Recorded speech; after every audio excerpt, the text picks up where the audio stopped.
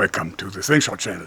I have something special for you today because I thought at Blowgun we have so many interesting things, but they're all weapons. I wanted something really affordable that is absolutely new, a combination of things that have been on the market for some time, but in this combination were never available.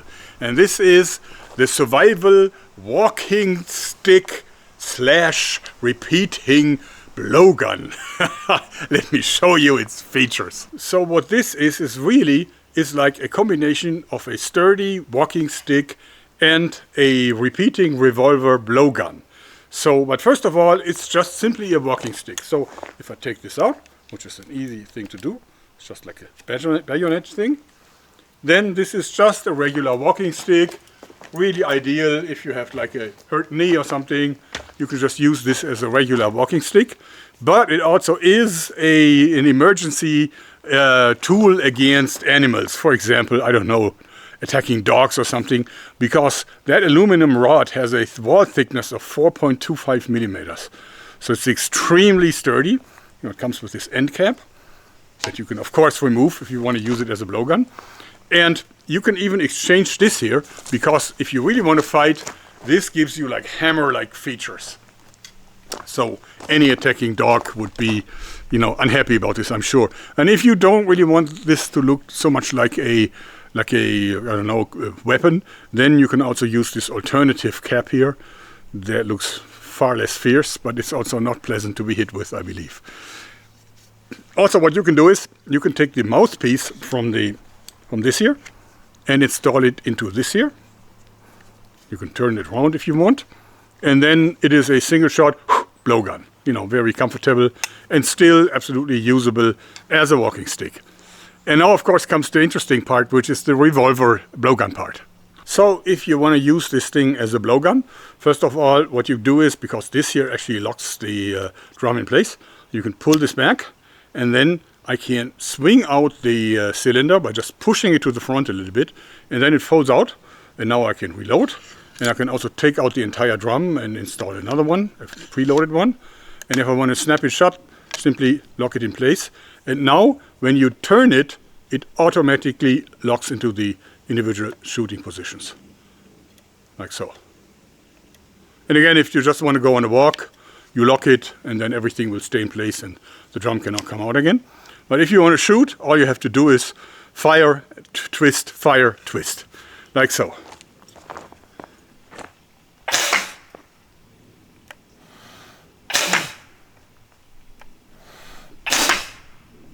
And you see how fast this is.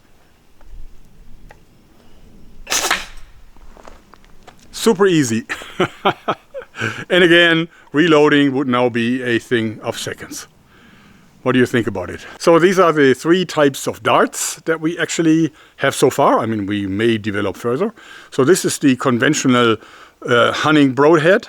This is like exactly the same tip that Tim Wales used in his famous video where he killed a black bear with a blowgun.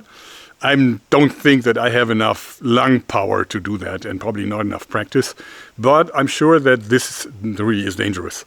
Then, of course, we have something special here, because this is actually a hollow needle. It's more like an injection needle type, as you can see. So you can fill this with vicious stuff, I don't know, pepper or something, and this will actually be transported into the wound if you hit an animal with it. I don't think it will be very pleasant. I'm not sure if it's not torture or something, but in fact, you know, I leave this to your imagination. And then we also have a very, very thin needle, steel needle, hardened steel. So this has a spring effect. It's very thin, and therefore this is highest penetration.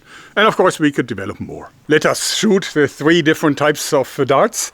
And of course the lighter, the faster it will fly, but of course it will have a little less momentum. And that's also the downside of it. Okay, let's go ahead. First we will shoot the broadhead. And now we shoot like the needle, the hollow tip. And you actually saw that this was much faster. And now comes the thin, vicious needle type. You can actually see, ding, I love that. I also want to show you some details that we put in to make it more attractive.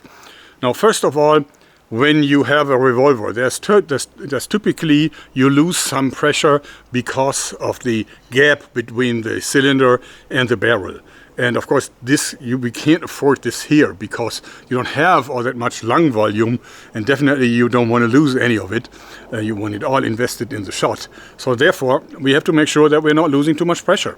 And how this is solved here is, let me show you.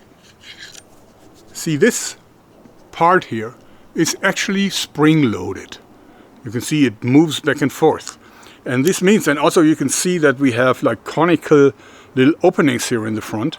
Now what happens when you insert the cylinder, when you look closely, when I turn this, you can actually see that it's pushed back and then it locks in place here, making a very, very airtight connection between the barrel and the cylinder. So this works a little bit like on the ancient Nagant revolver, if one of you really knows that thing, you know. So it's old, but it was really groundbreaking because it was a gas-tight revolver. You don't see those very often these days anymore.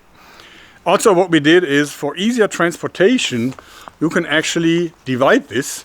So this is actually two parts. The entire tube is two parts, and you can just take them apart. And this is the beauty of a fleshy, thick-walled cylinder, like the tube, and therefore you have room for threading. Okay, and this is actually a long thread, so it's made for stability. Okay, so because when you take this apart into the three components, you can see this is really easy to transport. You can put this in pretty much any backpack. So this makes a lot of sense, I think. This is a prototype still, of course. I mean, this is really my first prototype. I've just received it a few days ago. I'm really impressed how well it already works. But of course, this will undergo some changes before we go into mass production. First of all, this cylinder is way too long. Even the needles that we're currently using are much shorter. There's no need for such a long cylinder. It just only adds bulk and weight. So we're going to go down to about 4 inches of barrel length, and that of course is the limit for the darts. Absolutely sufficient for it, as we figured out. Also, we will have probably a third piece of tube that you can make this even longer. So this means then you could have a really long blowgun. The longer the tube, the more power you have. So if you want to use this for serious hunting out in the wild, you may want to pack an extra length of tube with you to use this as a weapon. And then of course you can also abandon the drum and just use it as a single shot, just like Tim Wells did. Yeah, and what else do we want to do? There will be a laser aiming system as an additional product. Laser aiming makes a lot of sense on a blowgun because it's just the easiest way, I think. You can't really look through a scope or something, so laser really works best. And also we will have all kinds of different darts for it. That is also a given. What will it cost? Well, in Germany we want to sell it for 99 euros. Which, given the fact that the dollar currently has lost a lot of value, and also, I mean, versus the euro, and also we have the Trump tariffs that are quite substantial because this will be made in China, of course. So I expect $150, $160 as a retail price in the US. Yeah, sorry for that, guys, but we can't avoid it. In any case, I think it's going to be a super fun toy. It is absolutely viable as a hunting tool for small game, of course, only. And you can even defend yourself in the wild with it when you use this as a club. I really like the concept. What do you think? Do you want one? Let me know in the comments. In any case, I hope you like this because that's it for today. Thanks, and bye-bye.